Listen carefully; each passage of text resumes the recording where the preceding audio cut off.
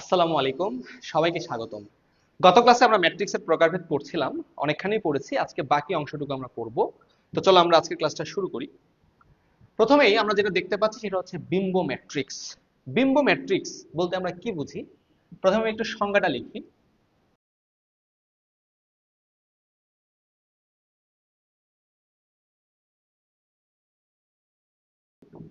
খেয়াল করো, কোন ম্যাট্রিক্সের সারিকে কলাম ও কলামকে সারিতে রূপান্তর করলে নতুন যে ম্যাট্রিক্স পাওয়া যায় তাকে উক্ত ম্যাট্রিক্সের বিম্ব ম্যাট্রিক্স বলে। অর্থাৎ একটা ম্যাট্রিক্স দেওয়া থাকবে, সেখানে যেটা সারি আমরা সেটাকে কলাম বানিয়ে দেব, সেখানে যেটা দ্বিতীয় সারি আমরা সেটাকে দ্বিতীয় কলাম বানিয়ে দেব, সেখানে যেটা তৃতীয় সারি আমরা সেটাকে তৃতীয় কলাম বানিয়ে দেব। এই কাজটা করলে আমরা নতুন যে ম্যাট্রিক্সটা পাবো তাকে আমরা বলছি ট্রান্সপোজ ম্যাট্রিক্স বা বিম্ব ম্যাট্রিক্স।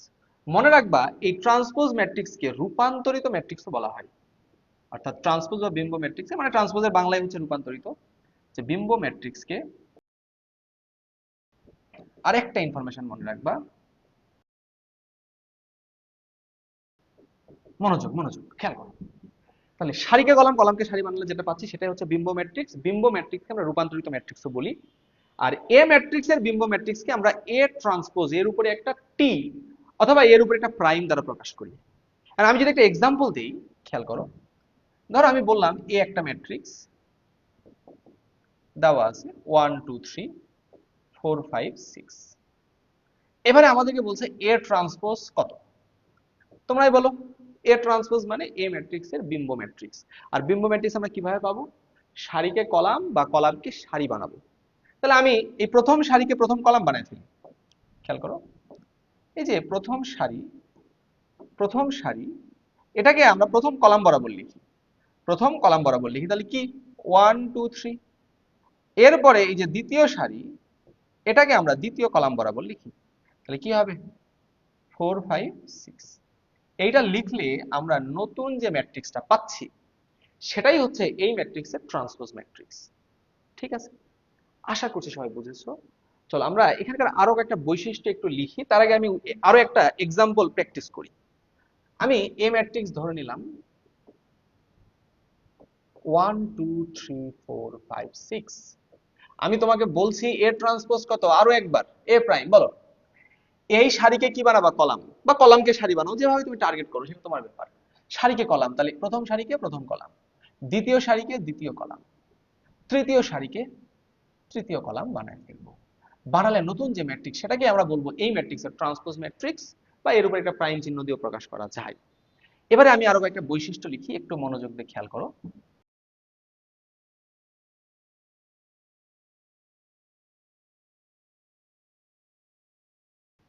খেয়াল করো, একটা এক্সাম্পল আমরা দেখলাম। আমি কি বলছি? এর মাত্রা যদি m বাই n হয়, তাহলে এ ট্রান্সপোজের মাত্রা হবে n by m। n by m মানে উল্টে যাবে, স্বাভাবিক। আমরা সারিকে কলাম বানাচ্ছি, কলামকে সারি বানাচ্ছি, সারি বাই কলাম, তাহলে কলামটা সারি হয়ে যাবে, সারিটা কলাম হয়ে যাবে। বা আরো বিশ্বাস না হলে খেয়াল করুন, এই ম্যাট্রিক্সের মাত্রা কত? সারি তিনটা, কলাম কয়টা? দুইটা, তাহলে 3/2। এর মাত্রা কত? সারি দুইটা, কলাম তিনটা, তাহলে 2/3। খেয়াল করো তো, এর মাত্রা 3/2, এ ট্রান্সপোজের মাত্রা কত? 2/3 হচ্ছে না? তাহলে m বাই n হলে n বাই m হয়ে যাচ্ছে। এটা এমসিকিউর জন্য আমরা মনে রাখবো।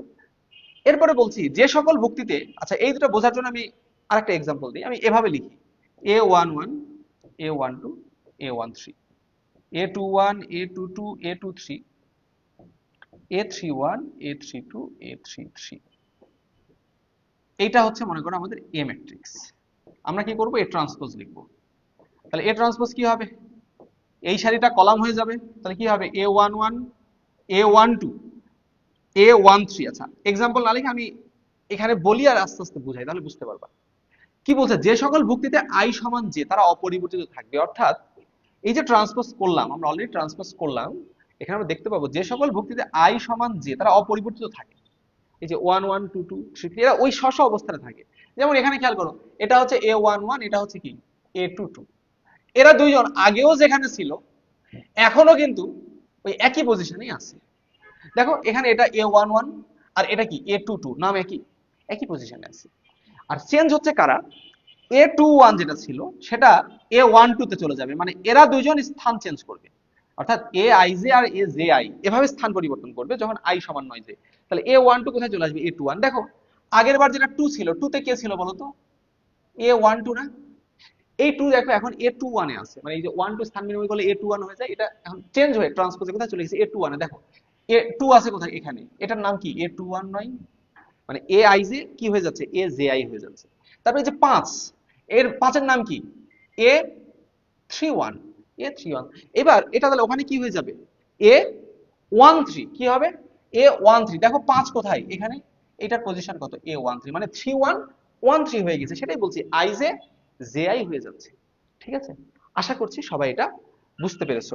আরেকটা ইনফরমেশন তোমরা মনে রাখতে পারো যে বিম্ব ম্যাট্রিক্সে মুখ্য কর্ণ অপরিবর্তিত থাকে। মুখ্য কর্ণ অপরিবর্তিত থাকে, অর্থাৎ কোনো বর্গ ম্যাট্রিক্সের মুখ্য কর্ণ যেটা, তুমি যদি সেটাকে ট্রান্সপোজও করো তারপরে মুখ্য কর্ণ কিন্তু সেটাই থাকবে। মুখ্য কর্ণ চেঞ্জ হবে না, মুখ্য কর্ণ সেম থাকবে। ঠিক আছে? চলো আমরা এরপরে আমাদের পরের টপিকে যাই, সেটা হচ্ছে বিম্ব ম্যাট্রিক্সের বৈশিষ্ট্য। আমরা কেবল যে ট্রান্সপোজ ম্যাট্রিক্স দেখলাম তার কয়েকটা বৈশিষ্ট্য আমরা দেখব। খেয়াল করো, খেয়াল করো বৈশিষ্ট্যগুলো কি। আমরা বলছি একটা ম্যাট্রিক্সে যদি আমি ট্রান্সপোজ করে তারপরে সেটাকে আমি আবার ট্রান্সপোজ করি তাহলে আমি এ ম্যাট্রিক্সটাই ফিরে পাবো। মনে করো তুমি আমাকে 180 ডিগ্রি ঘোরাবা, আমার মাথা নিচে পা উপরে চলে আসবে।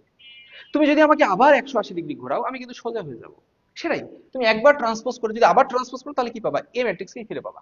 এরপরে বলছে দুইটা ম্যাট্রিক্স যোগ বা বিয়োগ করে তারপরে ট্রান্সপোজ করলে যে মান আসবে, তুমি আগে ট্রান্সপোজ করবা করে তারপরে যোগ বিয়োগ করলে একই উত্তর পাবা। ঠিক আছে? এরপরে বলছে একটা ধ্রুবক সংখ্যা কোনো ম্যাট্রিক্সের সাথে গুণ করে তারপরে টোটাল গুণফলের ট্রান্সপোজ করলে যে কথা, তুমি আগে ট্রান্সপোজ করে তারপরে এই সংখ্যাটার সাথে গুণ করলেও একই উত্তর পাবা। হ্যাঁ, এই যে গুণ বা যোগ এগুলো আমরা এখন শিখি নাই, শিখবো আস্তে আস্তে, জাস্ট তুমি জেনে রাখো আর কি। এরপরে এ আর বি দুইটা ম্যাট্রিক্স, এটা খুবই ইম্পর্টেন্ট, এমসিকিউ তে কিন্তু আসে, পরীক্ষায় এমসিকিউ তে কিন্তু আসে। কি বলছে যে দুইটা ম্যাট্রিক্স গুণ করে গুণফলের ট্রান্সপোজ, এটা যে কথা, অনেকে মনে করতে পারে আচ্ছা এ আগে আছে তাহলে এ ট্রান্সপোজ বি ট্রান্সপোজ মনে হবে না, এটা কিন্তু আবার ভুল। এটা কিন্তু এমসিকিউ তে 1 নম্বর অপশন থাকে। উত্তর কি হবে? বি ট্রান্সপোজ এ ট্রান্সপোজ, আগে বি পরে এ, উল্টে যাবে। অর্থাৎ আগে বি ট্রান্সপোজ পরে এ ট্রান্সপোজ, এভাবে যদি গুণ করো তাহলে উত্তর সেটা আসবে। এখন এটা আমি তোমাকে এখন ব্যাখ্যা প্রমাণ দেখাতে পারবো না, কারণ আমরা এখনো গুণ শিখি নাই। আমরা এর পরে কয়েক ক্লাস পরে যদি ম্যাট্রিক্সের গুণটা শিখে ফেলবো, সেদিন তুমি নিজে নিজে এই দুইটা ম্যাট্রিক্স উদাহরণ হিসাবে নিবা, গুণ করবা, করে তারপরে ট্রান্সপোজ করবা, এরপরে এ ট্রান্সপোজ বি ট্রান্সপোজ করে গুণ করবা, বি ট্রান্সপোজ এ ট্রান্সপোজ করে গুণ করবা, দেখবা এটার সাথে মিলে যাবে, এটার সাথে মিলবে না। ঠিক আছে? তাহলে এইটা হচ্ছে আমাদের মনে রাখতে হবে যে A B transpose equal to কি? B transpose A transpose. Okay? আশা করছি সবাই এটা বুঝেছো। চলো আমরা আমাদের পরের টপিকে যাই। আমাদের বলছি প্রতিসম ম্যাট্রিক্স বা সিমেট্রিক ম্যাট্রিক্স। সংজ্ঞাটা আমি লিখে দেই।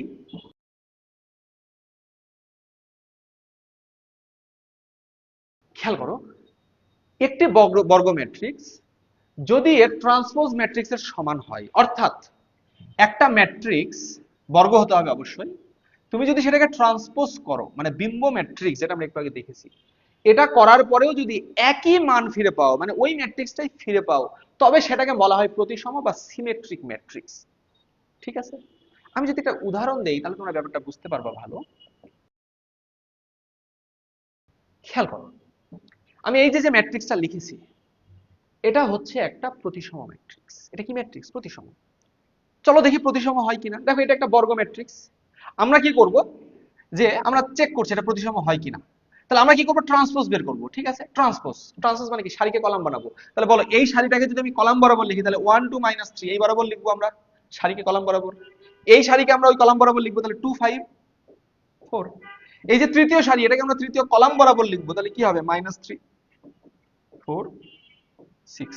ওয়াও, দেখো তো আমরা কি এটাই ফিরে পেয়েছি না? তাহলে এখানে কি হচ্ছে? এ আর এ ট্রান্সপোজ কি সমান হয়ে যাচ্ছে। আর এ আর এ ট্রান্সপোজ যদি সমান হয় তবে সেটাকেই বলা হবে কি? প্রতিসম ম্যাট্রিক্স। যেহেতু এ আর এ ট্রান্সপোজ সমান হচ্ছে তাহলে এ কে বলা হবে কি? প্রতিসম ম্যাট্রিক্স। ঠিক আছে? আশা করছি সবাই এই জিনিসটা বুঝেছো। চলো আমরা এবারে বক্র প্রতিসম ম্যাট্রিক্সটা দেখবো। খেয়াল করো, বক্র প্রতিসম বা বিপ্রতিসম এটা কাকে বলে একটু আমি সংজ্ঞাটা লিখে দেই।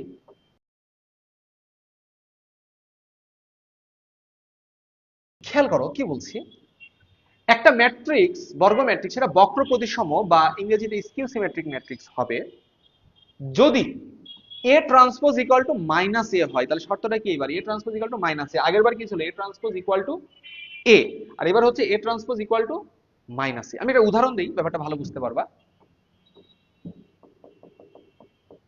মনে করো এ একটা ম্যাট্রিক্স 0 5 -3 -5 0 2 3 -2 0। আমি বলবো এটা একটা বক্র প্রতিসম। বলতে পারো ভাই কিভাবে বক্র প্রতিসম দেখান? কেননা এটা এই শর্ত মেনে চলছে।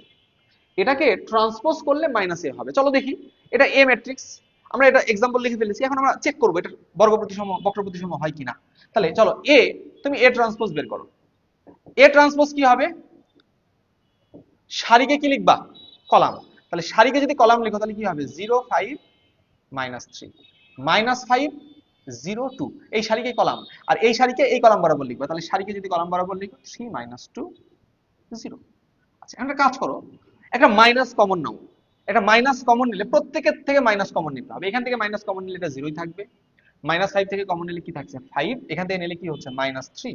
5 থেকে নিলে -5 0 2 3 -2 0। ওয়াও, দেখো এটা কি মূল ম্যাট্রিক্সটা না? তাহলে আমি কি বলতে পারবো সামনে একটা মাইনাস আছে, মাইনাস, এটা কি আমার এ ম্যাট্রিক্স। খেয়াল করো তো, এ ট্রান্সপোজ ইকুয়াল টু কি হচ্ছে? Minus A. তাহলে এ ট্রান্সপোজ ইকুয়াল টু যদি মাইনাস এ হয় তখন সেটা কি হবে? বক্র প্রতিসম ম্যাট্রিক্স। তাহলে পরীক্ষায় যদি আমাদের এরকম যে কোনো প্রশ্ন দিয়ে বলে যে দেখাও যে এটা একটা বক্র প্রতিসম, তোমরা কি বলতে পারবে না? কি করবা? যে প্রথমে এ ট্রান্সপোজ বের করবা, এরপর দেখবা যে ও আচ্ছা স্যার, আমি তো ট্রান্সপোজ বের করে দেখতে পাচ্ছি যে স্যার এটা তো মাইনাস এ হচ্ছে। তার মানে স্যার যেহেতু A transpose equal to minus A, তাহলে তো স্যার আপনি জানেনই এটা কি হবে? এটা একটা বক্র প্রতিসম ম্যাট্রিক্স হবে। ঠিক আছে? তাহলে আশা করি প্রতিসম, প্রতিসমর মূল কথা হচ্ছে A transpose equal to A, বক্র প্রতিসমের মূল কথা হচ্ছে A transpose equal to minus A হবে। ঠিক আছে? আশা করছি এই পর্যন্ত বুঝেছো। এবারে আমি তোমাদেরকে মজার একটা জিনিস বলবো। তোমরা অনেকে হয়তো অলরেডি ভাবতেও পারো যে ভাই আপনি কিভাবে হুটহাট একটা ম্যাট্রিক্স লিখে বলে দিলেন এটা বক্র প্রতিসম হবে। আপনি তো তখনও টেস্ট করে দেখেননি, আপনি কেমনে নিজে থেকে এটা লিখলেন? হ্যাঁ, কেমনে আমি নিজে থেকে লিখলাম, তোমরাও কিভাবে নিজে থেকে লিখবা? বা দেখার সাথে সাথে চিনে যাবা যে এত কষ্ট করে ট্রান্সপোজ বের করে মাইনাস এ হচ্ছে কিনা দেখবাই না। না দেখে তুমি প্রশ্ন দেখে বুঝে যাবা যে এটা বক্র প্রতিসম। কিভাবে এটা তুমি নিজে লিখবা বা দেখেই চিনবা, সেই জিনিসটা আমি তোমাদেরকে বলবো। খেয়াল করো, প্রতিসম ভার্সেস বিপ্রতিসম। তাহলে আমি মাঝে একটা দাগ টেনে দিই।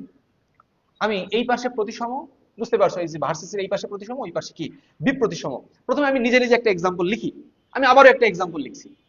খেয়াল করো, 1 2 3 2 5 -5, এখানে লিখলাম 3 -5 9।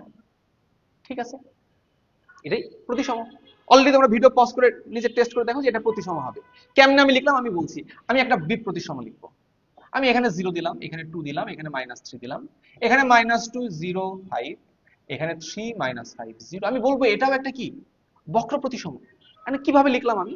তুমি কিভাবে লিখবা? তুমি মাথায় রাখবা যে প্রতিসমর ক্ষেত্রে প্রধান কর্ণ বরাবর যা ইচ্ছা হতে পারে। তাহলে প্রতিসমর ক্ষেত্রে, প্রতিসমর কথা বলছি, 1 নাম্বার, প্রধান কর্ণ বরাবর, প্রধান কর্ণ বরাবর যা ইচ্ছা তা, যা ইচ্ছা তা তুমি এখানে যখন নিজে থেকে তুমি একটা এক্সাম্পল লিখবা, এইবারও তুমি 5 7 9 8 10 12 500 -500 √2 যা ইচ্ছা লিখো, প্রধান কর্ণ বরাবর যে কোনো কিছু হতে পারে। এবং কি হবে খেয়াল করো, এবং এই যে এখানে যেটা, এখানেও সেটা, এই কোনাকুনি সেম জিনিস। এরপরে এখানে যেটা 3, এখানেও আমি সেটাই কিন্তু লিখেছি 3, এবং তারপরে এখানে -5, এখানেও -5। মানে এখানে যা লিখবা তোমাকে এখানে তাই লিখতে হবে, এখানে যা লিখবা তোমাকে এখানে তাই লিখতে হবে, এখানে যা এখানে তাই লিখতে হবে। ঠিক আছে?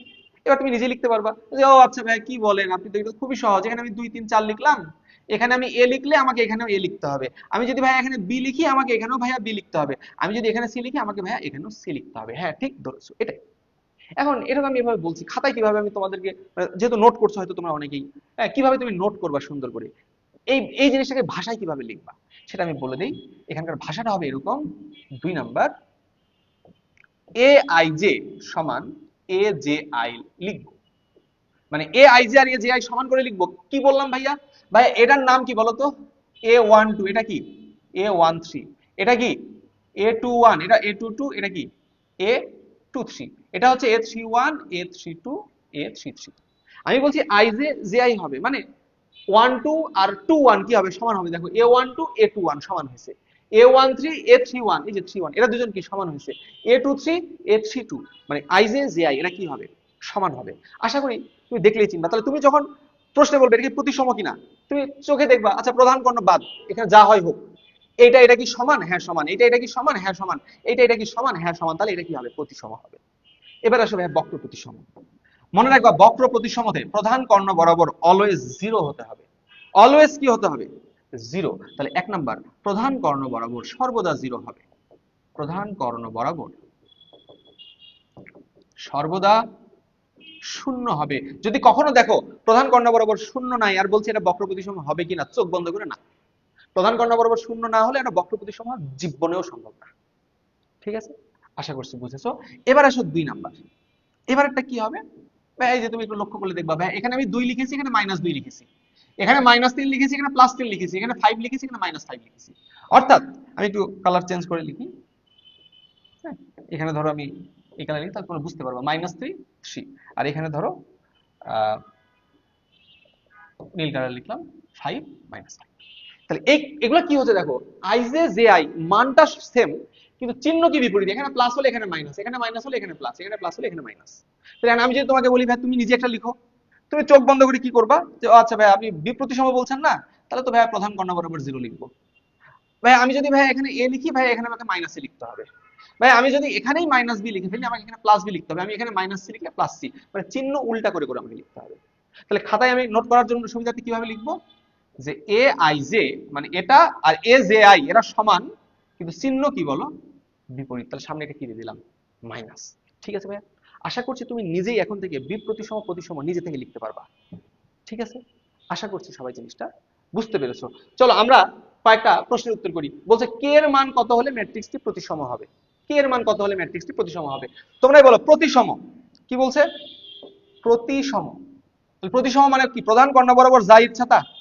তাহলে প্রধান কর্ণ বরাবর কি আছে আমি লাল কালিতে কেটে দিলাম এটার দিকে আমি তাকাবো না প্রধান কর্ণ বরাবর আর এরা দুইজন কি হবে বলো সমান হবে তাহলে তুমি খাতায় এভাবে লিখবা যে প্রতিসম হতে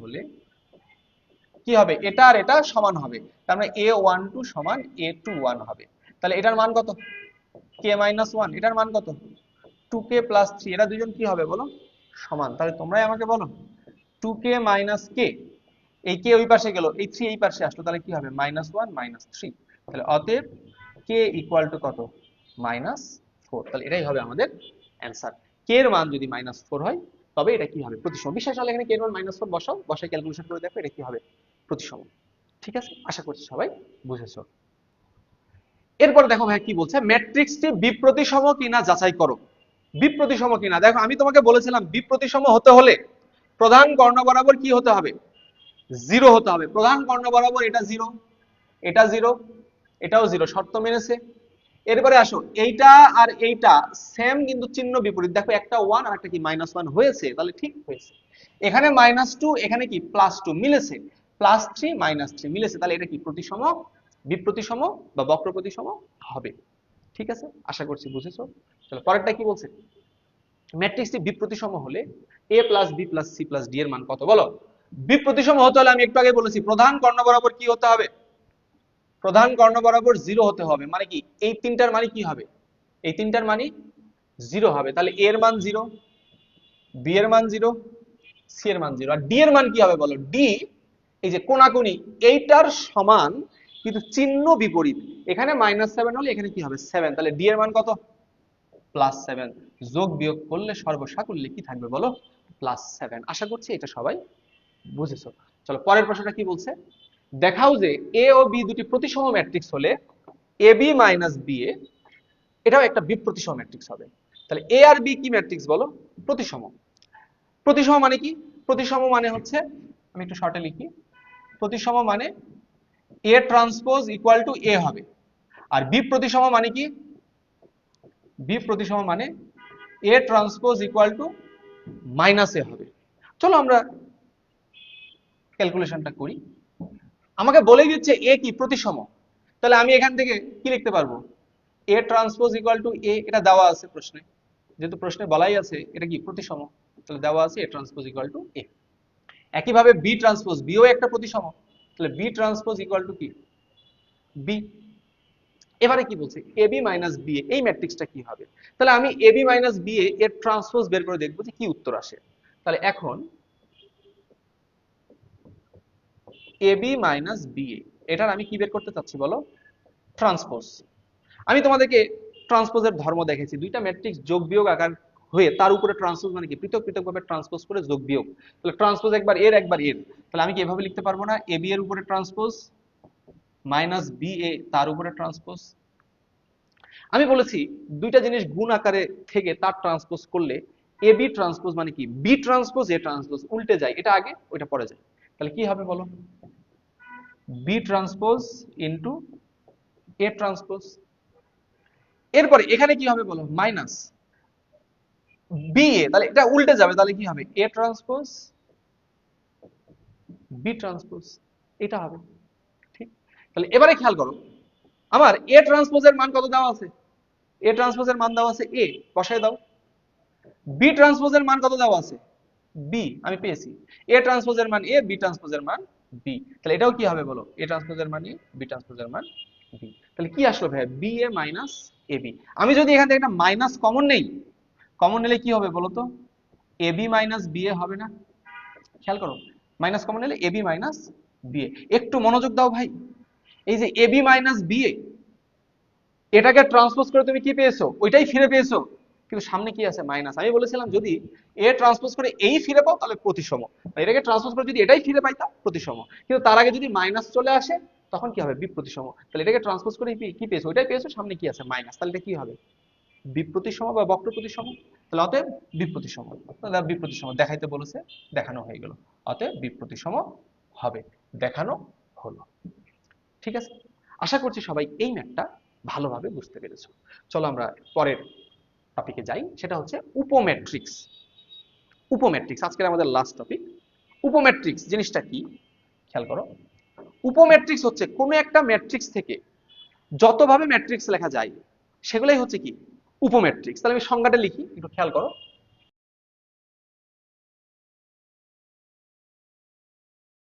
কি বললাম, কোন ম্যাট্রিক্সের যে কোনো সারি ও কলামের ভুক্তি বাদ দিয়ে গঠিত ম্যাট্রিক্সকে উক্ত ম্যাট্রিক্সের উপম্যাট্রিক্স বলে। যেমন আমি যদি একটা উদাহরণ দিই, আমি একটা ম্যাট্রিক্স লিখি 1 2 3 4 5 6 7 8 9, এখানে তুমি এই সারি এই কলাম বাদ দাও, বাদ দিয়ে কি থাকে 4 6 7 9, এটা লিখো, এটাই হবে এর একটা উপম্যাট্রিক্স। এটা কি হবে এর একটা উপম্যাট্রিক্স। তবে এটা বাদ দাও, তাহলে কি হবে 5 6 8 9, এটাও কি হবে এর একটা উপম্যাট্রিক্স। অর্থাৎ যে কোনো সংখ্যক সারি বা কলাম বাদ দিয়ে বাকি ভুক্তিগুলো নিয়ে তুমি যে ম্যাট্রিক্স পাবা সেটাই হবে কি উপম্যাট্রিক্স। অর্থাৎ এখানে যদি যতভাবে ম্যাট্রিক্স লিখতে পারো প্রত্যেকই কি হবে উপম্যাট্রিক্স।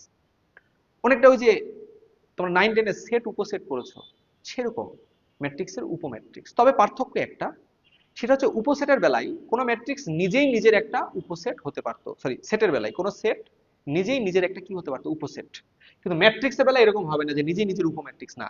উপম্যাট্রিক্স হতে হলে মূল ম্যাট্রিক্সের থেকে একটু হলো ছোট হতে হবে, মূল ম্যাট্রিক্স কখনো নিজের উপম্যাট্রিক্স হতে পারে না।